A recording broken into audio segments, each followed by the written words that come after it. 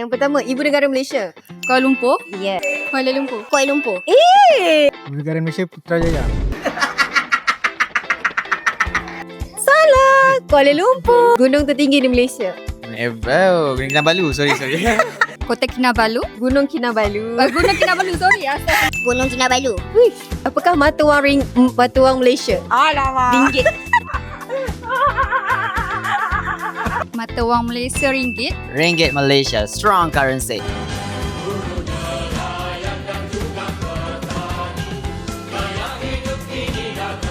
Ringgit Malaysia. Senang sih. Apakah bunga kebangsaan Malaysia? Bunga raya. Sorry. Bunga raya. Bunga raya. Bunga raya. Bunga raya. Aku memandang rendah ya. Okay, last sekali. Gambar siapa yang terdapat pada wang kertas Malaysia?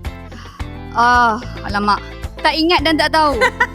Setakat ini yang saya tahu, saya tak tahulah. Dua-dua Okay. boleh. Jawapan dia. Yang di-Pertuan Agong yang pertama itu Tunku Abdul Rahman. Tun Abdul Razak. Tunku Abdul Rahman. Yes. Tukar Rahman. Tunku Abdul Rahman. Tuanku Abdul Rahman. Agung pertama.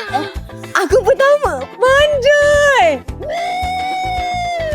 He is the first one yang boleh jawab 5 soalan dengan betul Korang jangan walaupun baca buku kartun, you guys. Tahniah adik. Tahniah. Congrats.